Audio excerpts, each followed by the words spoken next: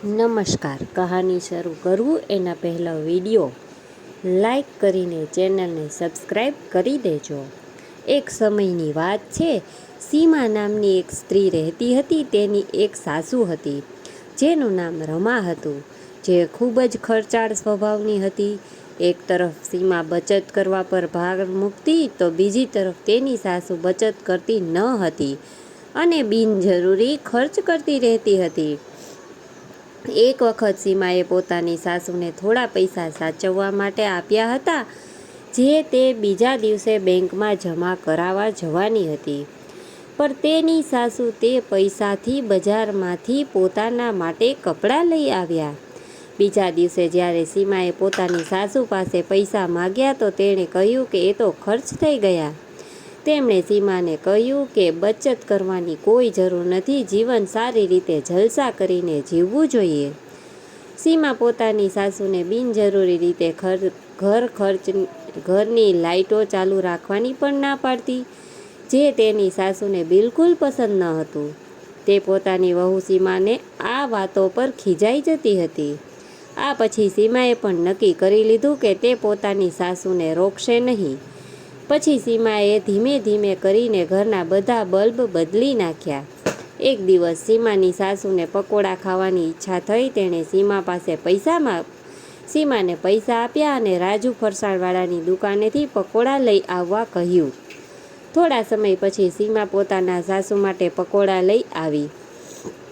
તેમના રૂમમાં ગઈ પછી તો વારંવાર સાસુ પકોડા અને બીજી વસ્તુઓ મંગાવતી અને સીમા તેમને આપી દેતી. આમ જ દિવસો વીતતા ગયા અને સીમાએ પોતાની સાસુને તેના નકામા ખર્ચા વિશે ટોકવાનું બંધ કરી દીધું. પણ એક દિવસ સીમાના સાસુ બીમાર પડ્યા. જ્યારે તેમને હોસ્પિટલમાં દાખલ કરવામાં આવ્યા ત્યારે ડૉક્ટરે તેને ગંભીર બીમારી છે એવું જણાવ્યું અને તેને શહેરની હોસ્પિટલમાં રિફર કરવાનું કહ્યું.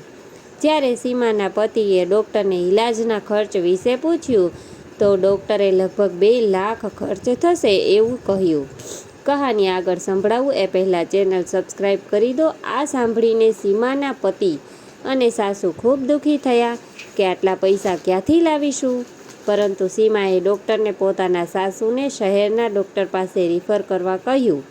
આ જોઈ તેનો પતિ અને સાસુ આશ્ચર્યમાં પડી ગયા.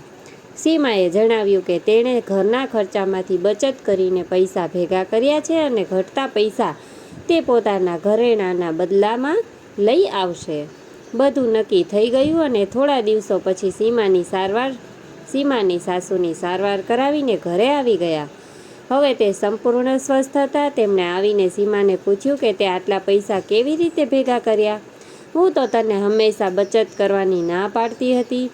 પછી સીમાએ જણાવ્યું કે મેં આખા ઘરમાં ઓછા પાવરના બલ્બ લગાવી દીધા, જેથી લાઇટ બિલમાં બચત થાય, તેમજ ઘરના સામાનમાં પણ સેલ અને ડિસ્કાઉન્ટનો લાભ લઈને બચત કરી છે.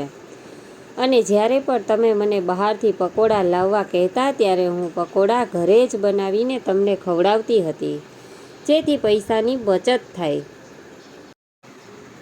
ને જ્યારે પણ તમે મને બહારથી પકોડા લાવવા કહેતા ત્યારે હું પકોડા ઘરે જ બનાવીને તમને ખવડાવતી હતી, જેથી પૈસાની બચત થાય. એ પછી તો સાસુએ સીમાના ખૂબ વખાણ કર્યા અને પોતે પણ પૈસા બચાવવાનું નક્કી કર્યું. કહાની કેવી લાગી કોમેન્ટમાં જણાવજો અને વિડીયો લાઈક કરીને ચેનલને સબસ્ક્રાઈબ જરૂરથી કરશો. ફરી મળીશું.